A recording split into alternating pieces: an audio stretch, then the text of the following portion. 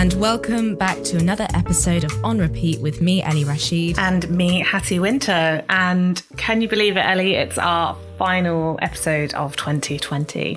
Absolute madness. Absolute madness. Yes, totally mad. It's gone so quickly. And today's show really does feature the perfect end of year, or I guess end of season guest, as we are speaking to Fable AKA Holly.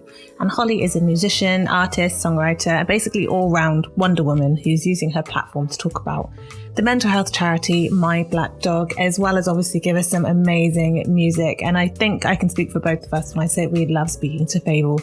She's wonderful, warm, and has a lot to say. And we definitely touch on some perfect end of year anecdotes and thoughts to take forward to 2021. But it almost felt like we'd known her for ages because she was just such an easy guest, so interesting, and really just well within our philosophy of keeping a colourful mix of genres. She's got influences from like trip hop, electronica, and post-punk. She also burst onto the scene about a little while ago, about 2014, was it? Yeah, she's worked with the likes of Orbital, Block Party, and Archive. Indeed. And Fable has built a reputation as one of the UK's most intriguing musical prospects, with widespread acclaim from places like MixMag, Line of Best Fit, to The Guardian, Q Magazine, and Rolling Stone. But she did actually vanish from view in 2016 after a personal tragedy, which resulted in a 4-year hiatus from music. And this is something that we do talk about because she disappeared after a personal tragedy, and then has gone on to work with My Black Dog, which is a mental health charity. And I think that part of the conversation was amazing. I think it's also really topical if you think Jessie from Little Mix just announced that she was stepping down from her role. And I think it's so important that everyone really takes care of their mental health, not only if you're an artist or a musician, but every single person. And I'm really glad to hear that people are feeling that they can take a step back, take some time out for themselves, and then come back whenever they feel ready, but in a better and more stronger place. So, I think it's amazing that we spoke about that with Fable. Yes. That's a really good point, Hattie, actually. I was watching that Jessie Nelson episode last night, and you're right, it is such a reminder. And with Fable speaking to us about mental health, how important that is, especially for this year. And like we said, this is just a brilliant note to end on, looking after ourselves. But fortunately, Fable is now back. So she is back, and having reconnected with herself and her creativity and releasing some seriously exciting music. We've actually linked her single Thirsty in our show notes and Instagram bio. Yeah, I love Thirsty. I've had it on repeat. I think it's amazing. It's so fun. It's so cool. I think that, it just really represents her. She's so fun and so cool. She's the sort of person that I'm like, I wish we spoke to her in real life so we could have like a cup of tea and a glass of wine, because she's just got such a good head on her shoulders and she's just great. I love this interview. I think it's super honest. It's full of brilliant ideas to take forward into, the end of this year and for the next one, and hopefully 2021 will be better for everyone. And I predict really big things for Fable. I think she's got a very, very bright future ahead of her. So if you want to keep up with Fable, you can check her out on Instagram and on Facebook. Her handle is whoisfable. And you can also check out My Black Dog, which is online at myblackdog.co. We are going to be breaking up for Christmas, giving ourselves a little festive break. So do keep sharing the love and send us in reviews, ratings. They really, really help people find us. We really appreciate it. And we do actually read every single one. So, keep them coming. It would be a brilliant Christmas present to us. We couldn't have had a better conversation, I think, to end this madness of 2020. Talking about things that really matter. And I think it sets a nice line for the new year as well. So sit back, relax, and keep it on repeat. With Fable, everybody.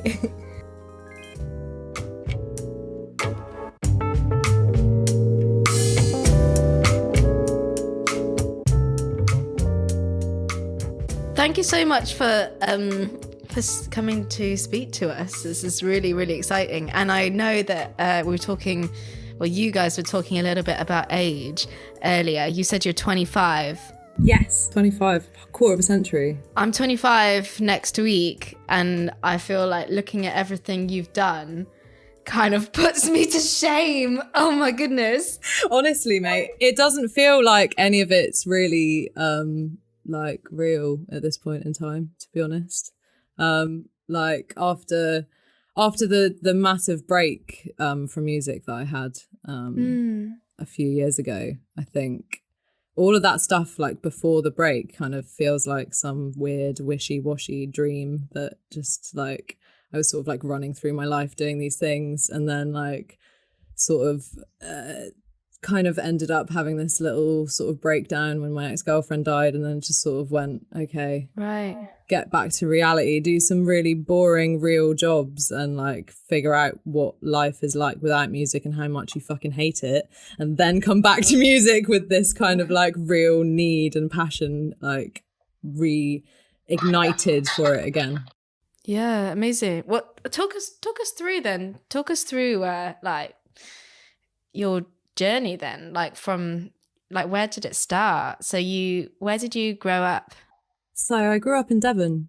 Like I come from quite like my parents are like typical working class household.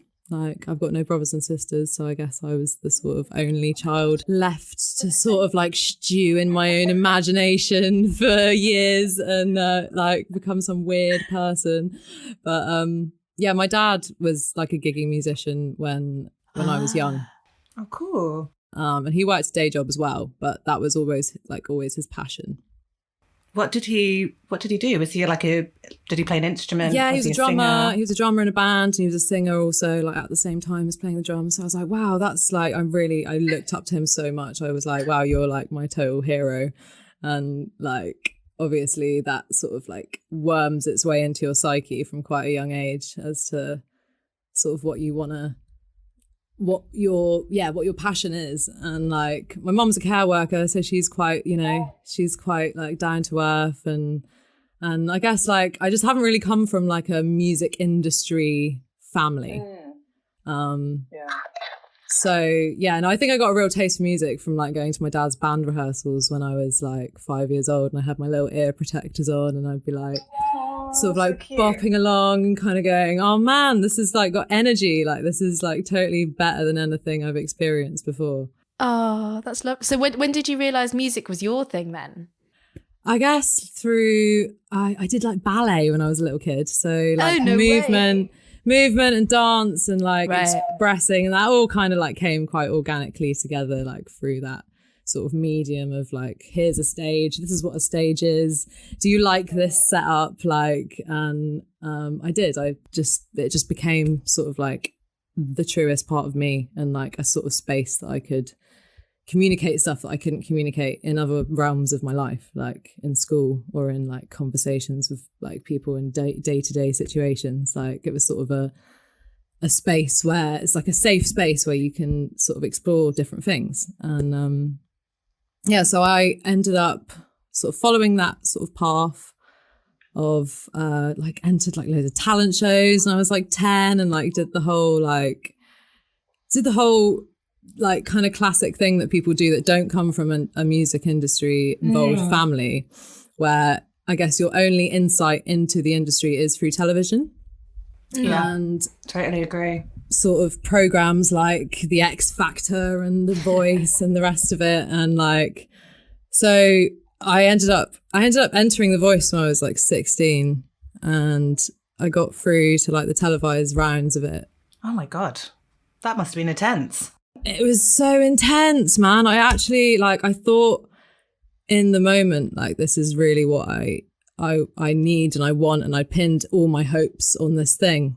And I was at the point I was just about to go and do my A-levels. I didn't really fancy the idea of carrying that forward or doing any of that. So this was almost like, oh my God, there's like a door of escapism that I could like run through, and I could just like do that and everything would be fine, right? So I enter The Voice. I don't get through the televised rounds. I go through this kind of like existential crisis when I was like 16 of like, okay, everything I've built my hopes upon is not going to happen.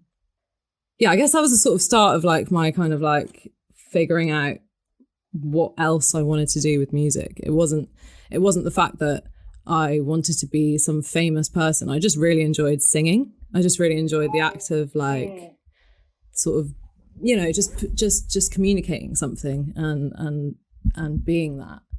And I guess it's difficult. I mean, looking back at it now, I really feel like my parents wanted the best for me in doing that, but at the same time, I don't think they really understood what taking that on at such a young age kind of does to you as a person, and kind of how you feel in your soul about like what that does to your self-esteem at such a young age. But I was so determined. I was like, hey man, I'm just gonna like crack on and continue gigging, because I was like still gigging. I was doing like holiday parks and just sort of like just performing as much as I could and trying to make some money out of it, really, on quite a bread and butter level, because I kind of realized that that's kind of how my dad ended up buying his house, and he worked really hard in the sort of gigging industry with it.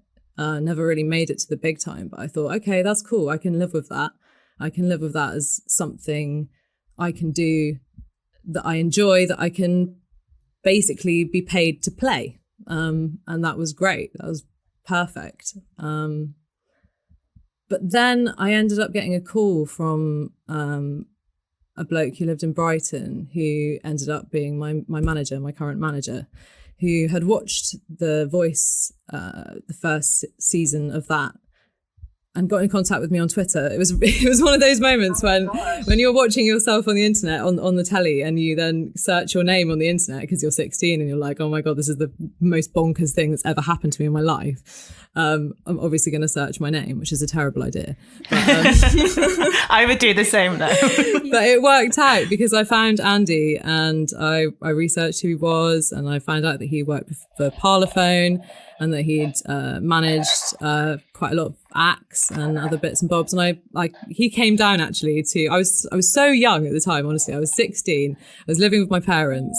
And he came down to our family home and came and had like pizza and chips with us and was like, hey man, I've got some really interesting contacts. I've like been in the industry for a while. How about you come up to Brighton, find a place to stay, and we kind of work through, because I believe in you. He was like, I believe in you, man. I really love what you do. And I see your potential and you're so young. Like, let's just throw you in with some writers and just kind of like tease out what the potential of your like artistry. So I ended up like doing sessions with lots of different kinds of producers, and I ended up doing this session with this band called Archive, who I really clicked with. They're massive in Europe, actually, Archive, but I don't think the UK market really sort of got them. I think they're quite experimental and quite different. They've got a lot of different singers that sing on their album. And I ended up doing an EP with them.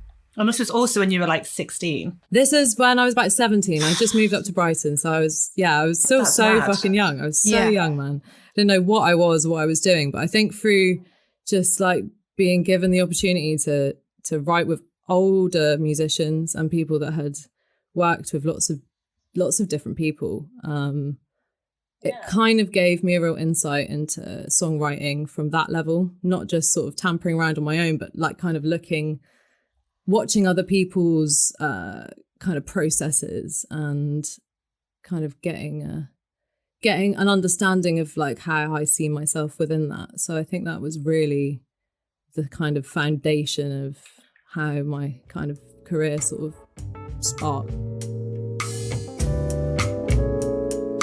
I think you probably dodged a bullet by not getting further on The Voice. Mm-hmm.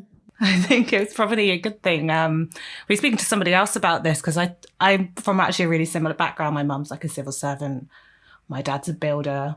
And I think I remember Googling like auditions like near me because how are you supposed to find out like how the industry works? Yeah. If you have no... Such a locked box if you're not, Yeah. if you haven't got a trail into it, you know? Yeah, there's just like breadcrumbs around and you'd see occasional kind of open calls, but I had no idea how it worked. But I definitely think that they don't really prepare you for like what it's kind of like, and there's obviously they want you to be a certain type of person, so you probably wouldn't have become or be making the music you're making now if you were in that way, because I mean obviously I didn't get as far as getting to the televised versions, but I imagine they have an idea of what they want their pop star to look and sound like, and I don't know if it is like the kind of more experimental kind of sounds that you were working with, which obviously you've kind of stayed with, which I think is really, really interesting to listen to. I don't know if you'd be able to do that. They set it up in a very limited sense, don't they? They kind of go, right, you're the singer,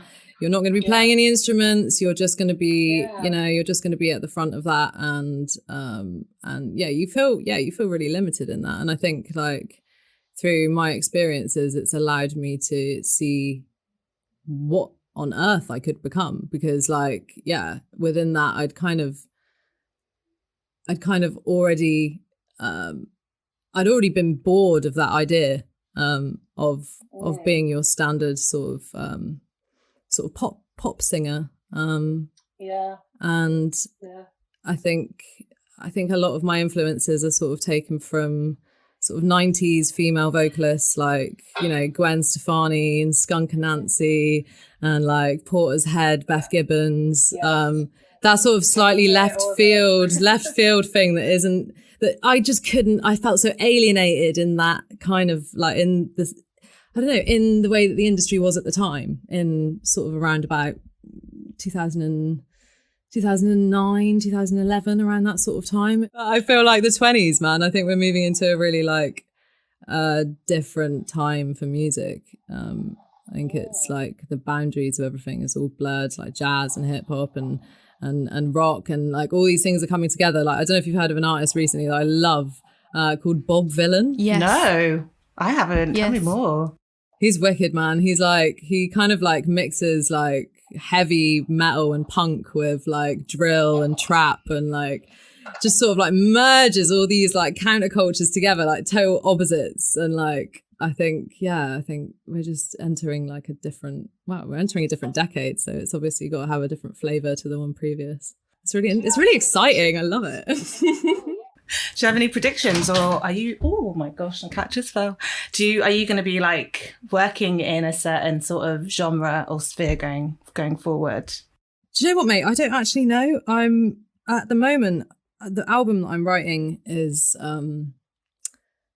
it's very polarized in its styles. Like you've kind of got this slight, I mean, I love vocalists like Amy Winehouse and Etta James, and like some of that vocal style kind of comes out in my records quite a lot, but also the like harshness and angularness of like rock music, and like kind of like combining those two sort of soft and jagged like together. I think like a lot of my music is quite contradictory, which is kind of why I found it really like jarring and difficult to write with certain producers, because I think they wanted me to be either pop or this or that or whatever. And yeah, just like, no, it's just like, no. You want to do a little bit of everything. Yeah. I just want to integrate like stuff that I love. I think that's wonderful. I think, and also, I also can relate to both of you about the voice thing as well, because I didn't come from a musical family, and when you have that, you really are figuring out things for yourself, and maybe that's better in some ways, but definitely the voice and X Factor, those kind of things remind me of being pretty restricted and confined to a genre or an image. And like you say, times are changing, and I feel like the future of music is something that mashes really contrasting styles. Like you were saying about your new stuff that is kind of like soft, but also quite angular in a way. I feel like that is actually like, that's really cool. Like I really like that. And we've spoken to some of our guests about this because I'm really interested in genres and merging different genres and sort of almost eliminating genre hierarchies, because I do think they exist. And if that's something that happens in the future and we end up labeling playlists differently. So for example, we were saying like you could have a playlist called Lost in the Woods. Yeah, organizing stuff through lyrics is something I find really interesting as well. So if I'm like trying to find new music on Spotify, like the way I kind of beat the algorithm with it is to search like lyrical stuff. So search like a lyrical theme or a word or something, and that has an attitude. That's clever. And then just find all the songs that kind of like have that sentiment. That's a really interesting way of using Spotify and trying to like beat what the algorithm thinks about you already. I never thought about that. That's so good. It's my boyfriend came up with it. I'm not going to take any credit. Like, any credit. No, I'm not going to take any credit. It's totally his thing. He's like the musical generator. He finds all this amazing music, and I'm like sort of shrouded in it. It's great. But going back to the point of like music kind of like being less tied to genres than it was a few years ago.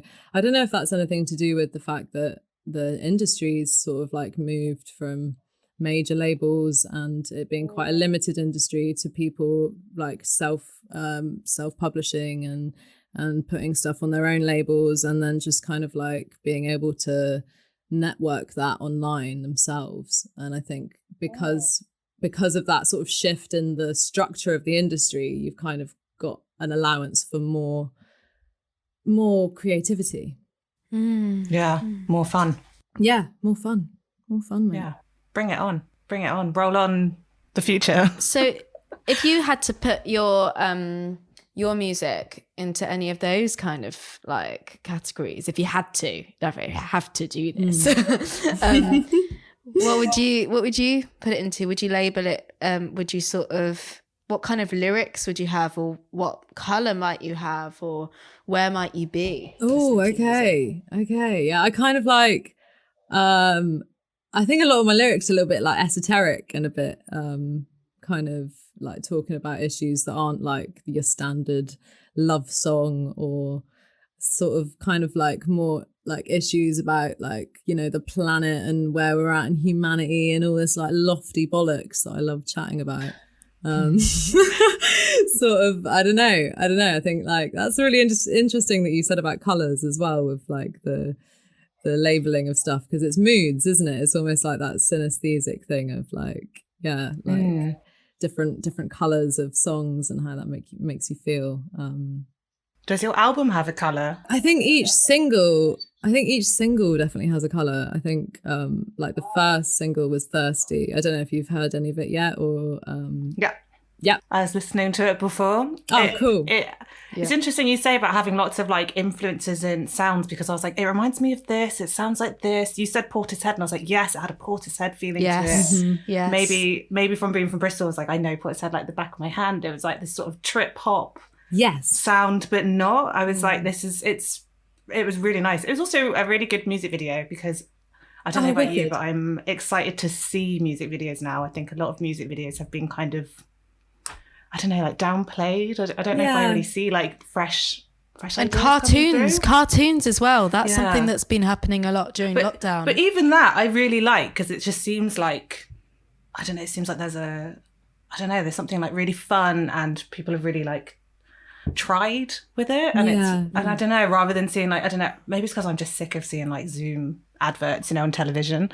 So it's really nice to see like music videos that have been like filmed and made, and there's like production value. I think that's what it is. It's that's really exciting. That's totally what I was trying to achieve with that one as well, because I was so bored of like music videos being so abstract and about like some character, and it's all like unrelated to whatever's happening in the music. I just wanted this to be like a total representation of the song's energy, like as you would perform it live. And like, I love that about old sort of 90s music videos, like No Doubt videos, for example. They were also like upfront, and like Blink 182 and bands like that. Just like, I miss that kind of like attitude in performing it in the video, and like, yeah, just have fun with it, man. Like, that's what I wanted to do in the first single of this album, was to just like throw away all like preconceptions about like lofty ideas and just have a riot, basically. Yes.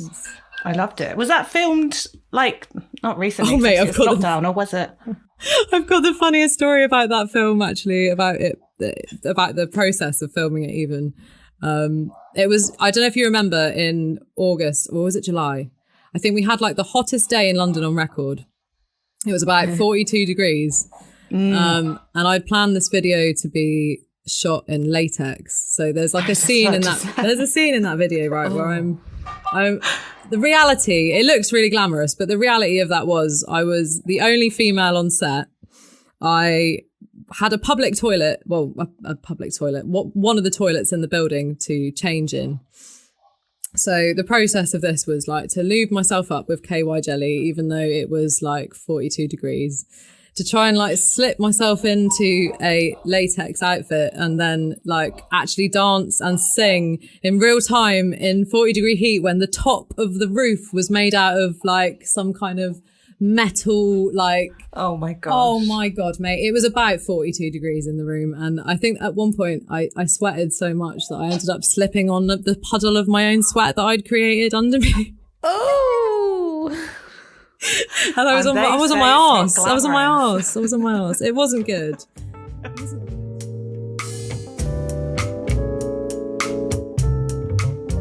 Actually, thinking about like the video and live gigs, it's probably a good segue into performing, because obviously this year has had no live gigs, as we all know. But I'd love to talk about what you do for your live shows. I've seen a couple of snippets online, and there's lots of like costume and like stage jewelry and makeup, which is really fun. So I'd love to find out more about how you put that together, really. I guess I kind of just I've got a little dressing up box that I refer to in my house that's got all kinds of strange sort of items in it. And I think more than anything, it's just like peacocking. Like, I think I just love to be extravagant and like expressive on stage, almost like a drag show would be, you know? Yes. It's almost like I kind of like take on this character that's like a little bit larger than life and who's slightly more brave than I am. And like I'm able in that sort of space to like, I don't know, just like act out stuff that I would never normally do in my real life, which is just loads of fun. And just like I just miss people so much. This lockdown has been horrific, and just like not being able to like just jump at people from the stage and just like have a little sweaty cuddle or something like halfway through a gig, or like I just miss that connection so much. And like that's the most important thing about the live shows, is just like just connecting with whoever's there and like just giving it some welly. Definitely. Do you have like a favourite live show memory? Probably Glastonbury, mate. I ended up like it's really strange because I mean, like I was pretty like unknown as an artist. I was an independent artist and no one really knew of me. I had an excellent manager who kind of had a lot of contacts and was able to kind of like put me in these situations. So we played Glastonbury, and amazingly, like we had an audience, considering Adele was on at the same time as we were on. Which is like what you pray not to happen, but amazingly, like we had a really good reception from that gig, and I think that was like the moment of like kind of going, oh man, I'm like, yeah, I'm doing it. I'm doing what I love in like a place that I've always gone to Glastonbury. Like my parents are massive hippies, so I've always come to Glastonbury, and just like that first year of performing there, man, it was just like kind of like completing a cycle, you know. It was that sort of feeling of like, yeah man, this is what I want to do for the rest of my life.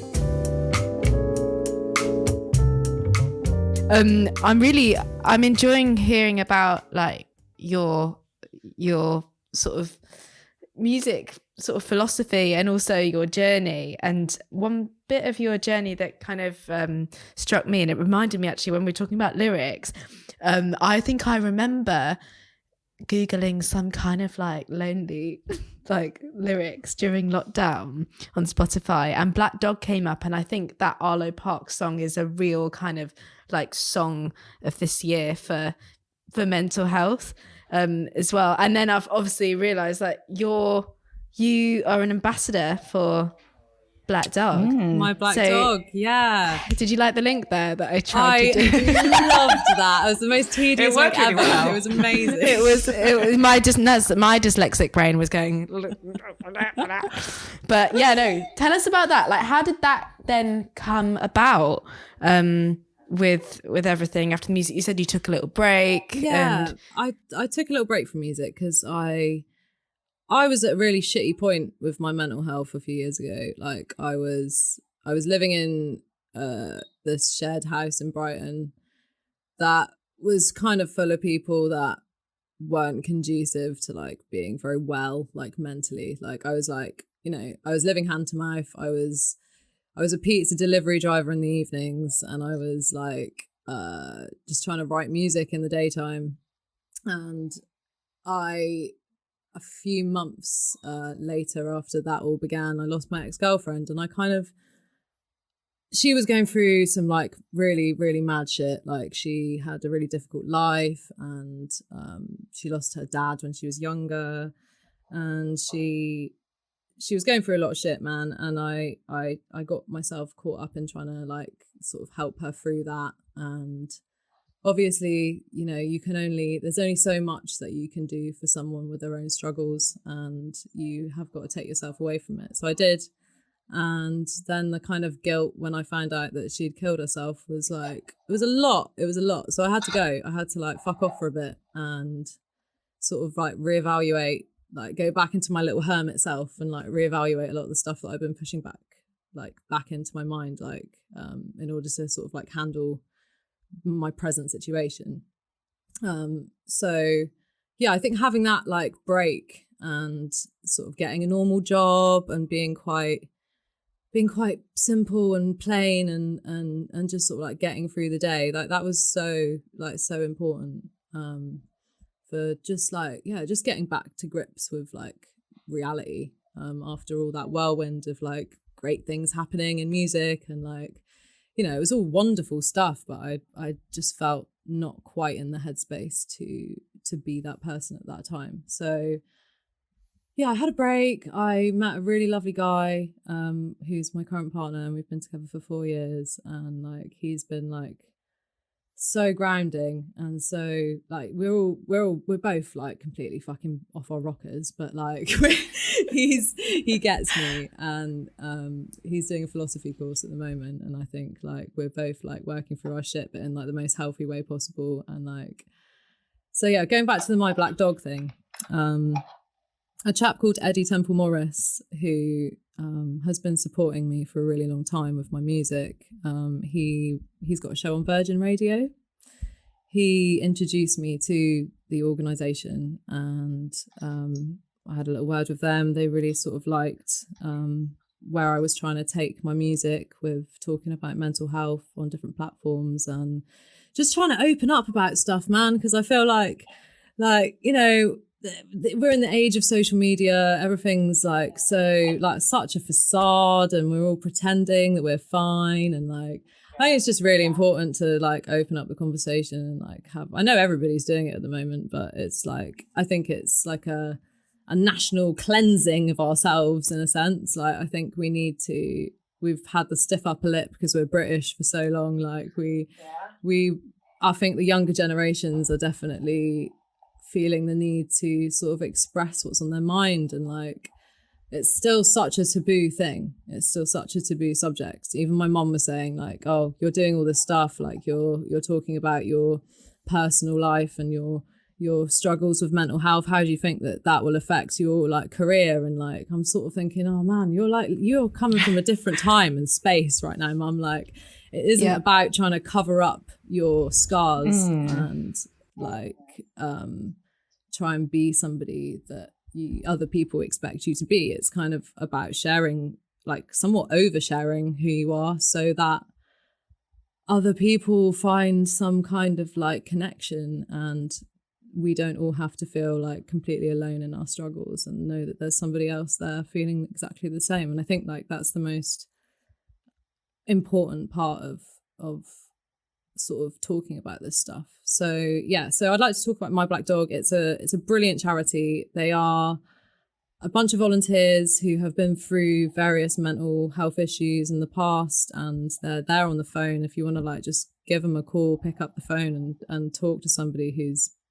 who's like had the lived experience of struggling with their mental health, instead of, you know, ringing Samaritans is all good and it's great, but you still feel like you're not being completely heard by somebody who you know understands your situation. And I, you know, as soon as I heard about that, I was like, man, that's such a great idea. Like, we need more of that. And so yeah, I kind of became an ambassador, and I've been sort of like sharing my stories, and yeah, they're doing some really, really excellent things if anybody wants to go and look them up. Yes. Yeah, we'll probably we'll have a little link to that in our show notes as well. That sounds amazing. Definitely. That'd be really good. I'm kind of interested in that idea of, so people who have been through stuff themselves, speaking to people going through something similar or even the same kind of thing.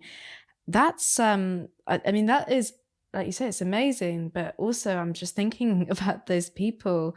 Is that difficult to have to like relive some of that trauma, and how is that managed? I guess that's a really good question. I guess these volunteers are obviously, you know, they've had lived experience, but that doesn't make it any less painful to talk about these things and to bring them up. But I guess it's in short bursts. And I guess that they can put in as much or as little time as they want to put in, as their mental health will allow as well.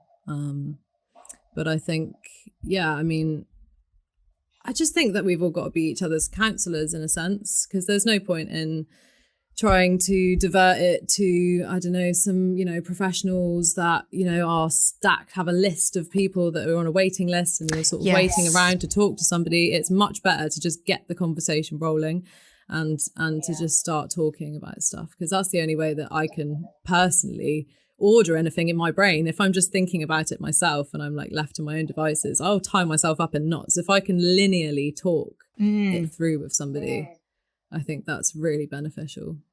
Yeah. Hey, you're a good talker. Yeah, I think a lot of people relate to that. I definitely, tie myself up in knots, and suddenly I can't really work out where my problem kind of starts and ends. And I think particularly after this year, people should realise that it's just really important to share. And I think you can feel quite isolated, but I think maybe we should all realise that we're all quite isolated in a kind of sad way, but we could improve that. And it's like that old adage of like, a problem shared is a problem halved. But I really do think that once you kind of say something out loud, it just really takes the weight off you, because you just can't keep carrying around all that. And also you can hear if it sounds stupid as well. Once you say it out loud, you can hear if, you know, if what you're saying is a load of nonsense, or if it's actually got some weight as well, you know? Exactly. I sometimes have it at work when I'm like trying to do something really like inconsequential, like a spreadsheet. And I'm like thinking about I'm like, oh my God, like this is, and I say something to my boyfriend, and I'm like, right, so I'm thinking of either doing it like this or like this. And then as soon as I've said it, I'm like, oh, okay, now I've said it out loud, I see that I do it like that it's kind of thing. And sometimes you just need to say it. But that's really hard to do. I think you have to be very brave. Do you think there's like a sort of like a link between kind of like creativity and mental health? Do you have to be in like a good space to create? Amazing question. Great question. It's very, I think every song that I write has like it's like starting from scratch again in like how that song was constructed. So I feel like sometimes if I'm in a really dark space, I think that's really cathartic to write music. I don't necessarily write lyrics when I'm in that space though, because I feel a bit of a linguistic block. But I find that the music is the thing that helps me, I don't know, it's something that I can express through sonics rather than lyrics at that point in time. Because I think it goes beyond words, like the emotions that you feel, like music can be the thing that can express what you can't say, you know, a lot of the time. But also, it was something that Pavarotti said actually. And it was, he in order to sing, because it's such a physical act, and it's so connected to you and your feeling of yourself in that moment, he needed to be happy. And in order to be happy, he needed to always be eating. So hence you have Pavarotti, you know, in his whole glory. But I really connected with that. I thought, wow, yeah, in order to sing, I need to be my sort of like most playful self, and the childlike me that is like not afraid of anything and can just like express stuff. Because if I'm in a place of like self-doubt or questioning, I sort of like suck up inside my own voice, and my voice isn't open. So I think like writing can be really cathartic when you're in a sort of a bit of a darker place musically, but I think I get the best out of my performance and my recording when I'm in a good place.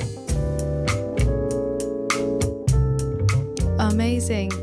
The whole time you've been speaking, you're a wonderful speaker, and I love the things that you say and the way you say them. It's amazing. And I do wonder if you've always been this expressive, because often performers kind of get that rep that, of course you find it easy to express yourself. You're a performer, even though how do you feel about that? Have you always been quite open? Have you been encouraged to be open, or is it something you learn? I think so. I think my mum's always been the one to sort of help me express myself. And I don't know, sometimes I feel really like a completely different person. Sometimes I feel really shy and introverted and like not like I want to engage with people. A lot of the time I can be quite a hermit and just like getting on with my own stuff. But then I think once I get a spark for something, or like your question, for example, was like really interesting. So I feel like it kind of opens the little boxes in my mind, and I can then like talk freely about stuff. I don't know. I think I've always needed to express things. I think like art and like visual art, I like to paint as well. And I think it's an outlet. I just think it's an outlet for like people that have like a real sort of wild likeness inside them that they can't just like link to like, you know, 9-to-5 job and a routine. And like I just feel like that kills me. I feel like routine just like kills my vibe. Like I need to be able to be inspired, and like if I know what I'm doing every 2 seconds, I'm like there's nothing to be surprised about, therefore it's not inspiring. As a wild freelance free spirit musician myself, I completely relate to everything you're saying. And I wonder as well if you get the same as I do when you're trying to explain to someone who doesn't have such a similar career path, and you're like, yeah, I do this, and I've been called like wild or crazy or disorganized. Disorganized, or somebody said recently, they were introducing me and they said, oh, this is my friend Ellie. She's really spontaneous and really, you know, just sort of whatever. Like a Victorian freak show act. Like, here she is. Bring her out. Watch what she does next. You never know. Yeah, like the kind of the sort of the entertainer or like the clown or something. Yeah. Whereas for me, I just see what I do and what people who do similar things to me is so normal, and it feels like I don't have any other option. That's what I have to offer. How do you feel about that with people around you? Do you have people around you who think that you're a bit weird or like crazy massively? Like that's literally the archetype that everyone's decided that I am, like from school. But maybe I feel like maybe digging a bit deeper into myself, I think maybe that comes from like a feeling of like when I was in primary school, I was quite badly bullied, and like, I don't know, just like from quite a young age, I was like, oh man, I have to like create this show like on the outside to protect myself. I think on a really deep level, it's like, yeah, you feel me, man. I'm so glad you feel me, because like I feel me too. Like, yeah.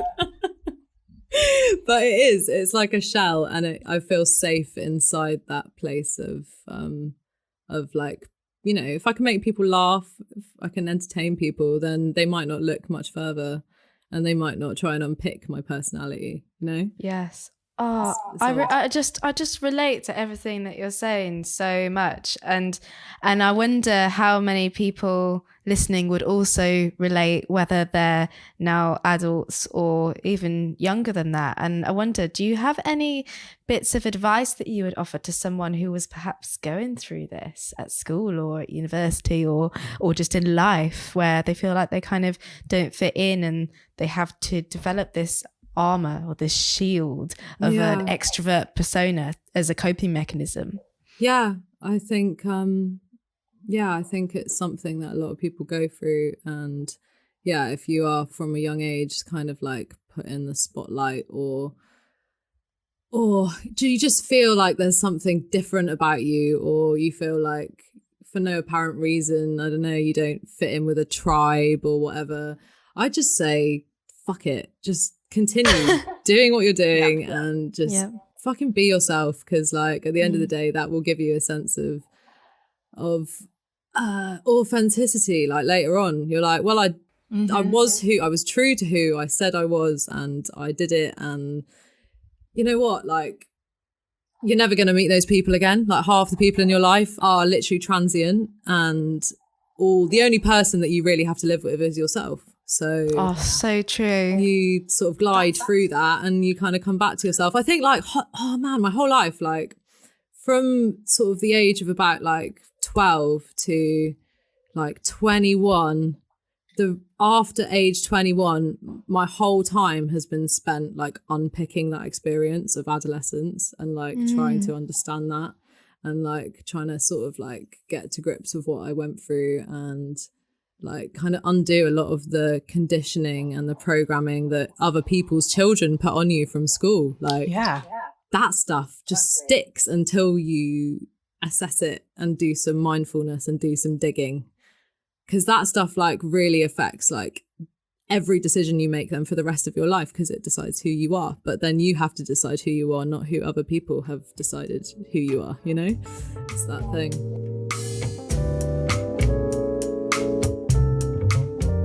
I still have a couple of questions, and one of them is, what's your favourite part in the creative process?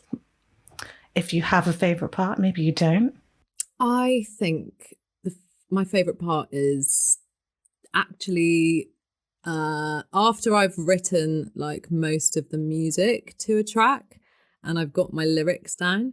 I think my favourite part is like doing the vocal take and making it a live performance, and really getting in the like character mindset of whoever I am in that song, and that like moment of like actually actualizing the emotion of the song in the studio. I feel like that's one of my favorite parts of the process, and it's just it's such a completing feeling. I think that good choice, because when you're writing, it's all in the realms of possibility of what it could be, and I think in that moment you are decisive and you decide what the song is in that moment, and I think that's definitely my favorite part.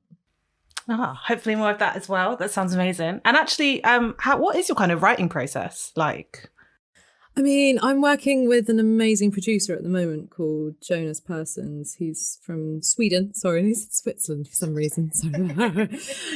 He's lovely. He's like quite laid back. He's not like a pushy producer. He's quite he allows me to grow the bones of the song before he brings his like sonic expertise to it.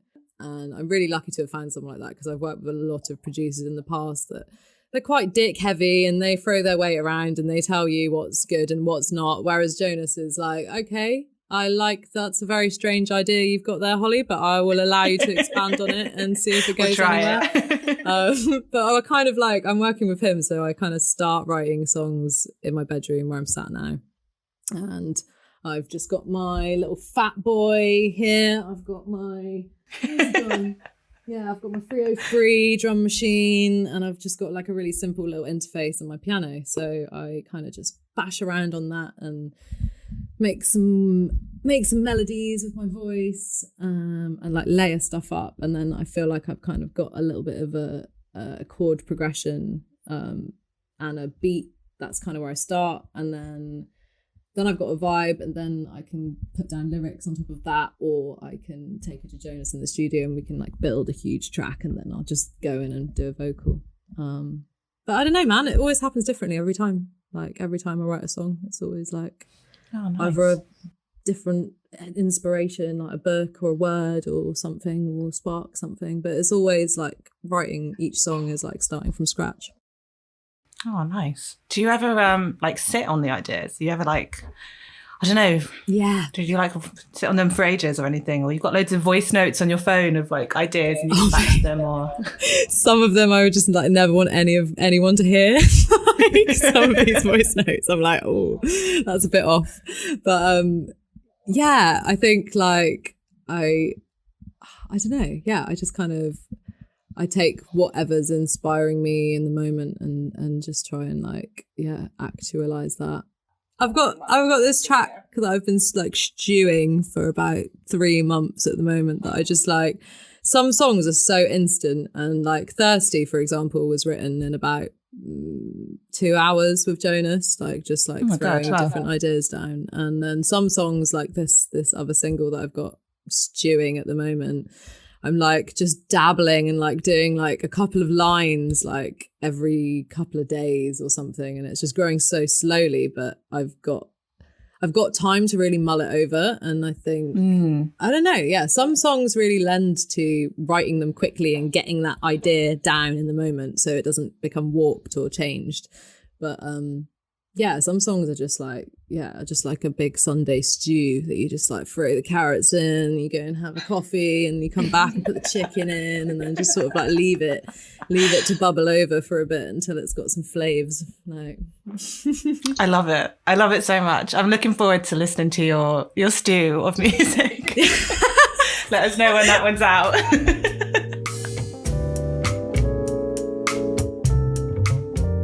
In true on repeat style, we have to style it out. Who are you keeping on repeat?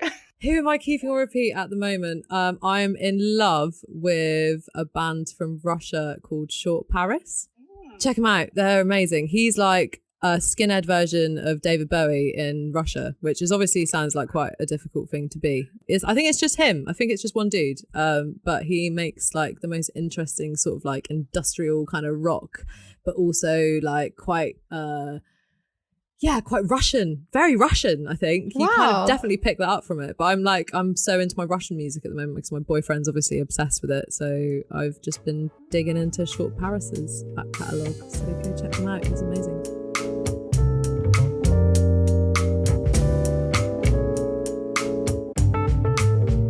Thank you so much, Fable. It was so lovely to chat. It's a pleasure. Hope you've enjoyed our very professional podcast. I love it. It's so cozy. It's great. It's so good to chat to you guys. You're a bunch of legends, and I've really, really enjoyed myself. It's been so nice.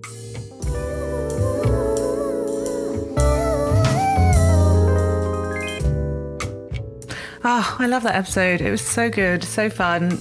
Talking to Holly, Fable, was amazing. Thank you so much for taking the time to speak to us. And thank you so much to you, dear listener, for taking time out to listen to this episode. We really hope that you've enjoyed it and that you've enjoyed our 22 episodes that we've had out in 2020.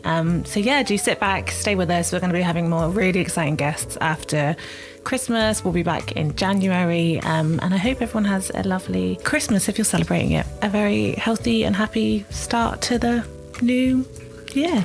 And don't forget to give us a rating as well. I know everyone gets so bored in that little period from Christmas to New Year, and listening to podcasts is a perfect way to really just do something different. And if you enjoy it, then please do let us know. It's really helpful if you give us ratings because it means that other people can find us. Yes, indeed. So thank you so much. Thank you for listening. We've been on repeat, and see you on the flip side. Happy New Year, everybody. Oh, that's a nice ending. It's really cute.